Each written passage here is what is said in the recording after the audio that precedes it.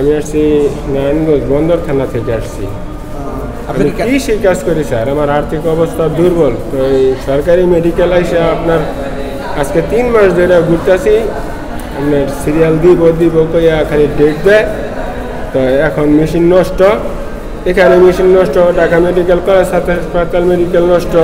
তো এরকম করে আমরা ঘুরতে অনেক প্যারেশানির ভিতরে আসছি। আমরা যারা এই ক্যান্সার রোগী, আমরা যদি চিকিৎসা না পাই তাহলে কি আমরা এই মানবাধিকারের আওতাভুক্ত কোনো অধিকার নাই যে দুনিয়ার বাচ্চা থাকি, গরিব অসহায় দেখা। এই জন্য সরকারের কাছে একটু অনুরোধ করতেছি যে উনি যাতে এদিকে একটু সুদৃষ্টি রাখে, মেশিনগুলি যাতে তাড়াতাড়ি ঠিক করে, রোগীরা যাতে চিকিৎসা পায়, সুস্থতা ফিরা পায়, ফ্যামিলির কাছে ফিরা যেতে পারে। আর এখানে ফাইল জমা দিলে সাথে সাথে ফেরত দেওয়া দেয়। কারণ তো হেরা বলে না কোনো কিছু। প্রাইভেট এজেন্ট হেরা নিজের প্রাইভেটে তারা দেয়, প্রাইভেটের ঠিকানা দিয়ে দেয়, এরকম করতেছে স্যার। আজ কতদিন ধরে এরকম করছেন? আমি বিগত 3 মাস ধরে ঘুরতেছি স্যার। আপনি কি ক্যান্সার আক্রান্ত? আমি আপনার ওই এখানে টিউমার হয়েছিল, রিকারেন্ট প্যারোটিড টিউমার অপারেশন করার পরে আপনার নাম তো জানি না, আপনার ক্যান্সার ধরা গেছে।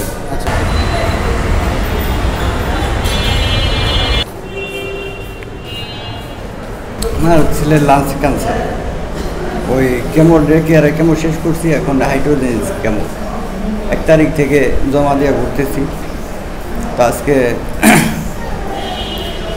প্রতিদিনই সকালে এসে জমা দিই, বিকাল বা 2টা বাজে বলে সিট খালি নেই।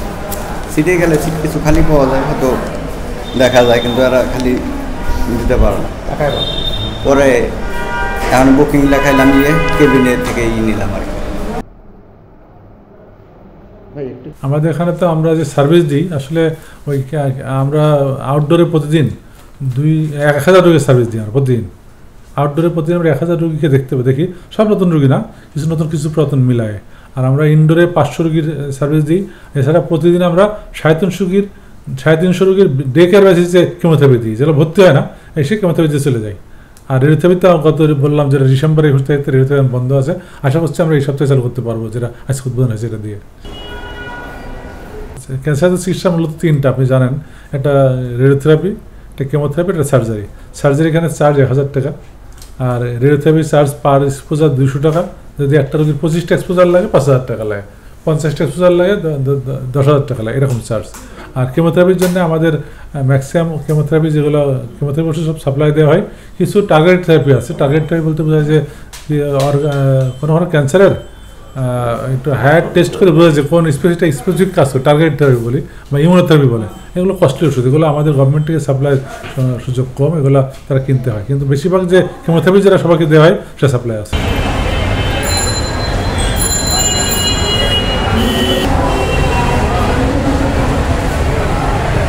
আমরা যখন রেডিওথেরাপি প্ল্যান করি রেডিওথেরাপিটা কোথায় দিব সেই জায়গাটা নির্ধারণ করা। অর্থাৎ আমরা এখানে মেশিনটাকে শোয়ানোর পরে যে জায়গাটায় রেডিওথেরাপিটা দিব সেই জায়গাটা ডিটেক্ট করে ট্রিটমেন্ট প্ল্যানিংয়ের উপযুক্ত করে তারপরে আমরা রেডিওথেরাপি মেশিনে পাঠাই, ওখান থেকে ট্রিটমেন্টটা হয়। তো আমাদের প্রতিদিন 18 থেকে 20টা সিমুলেশন হয়। আমরা এটা স্বাভাবিকভাবে করে থাকি। মানুষগুলো একদম স্পেসিফিক কোথায় ট্রিটমেন্ট পাবে সেটা নির্ধারণ করাটাই এই মেশিনের কাজ। ইনস্টল হয়েছে আজকে থেকে প্রায় 12 বছর আগে, 2009 থেকে চলতেছে এই মেশিনটা। হ্যাঁ, এই মেশিনটা চলতে লং টাইম হয়ে গেছে। তাহলে মেশিন আপাতত এই মুহূর্তে আউট অফ অর্ডার, বাট এটা কন্টিনিউ চলে আমাদের। হ্যাঁ, আসেন ভিতরে আসেন।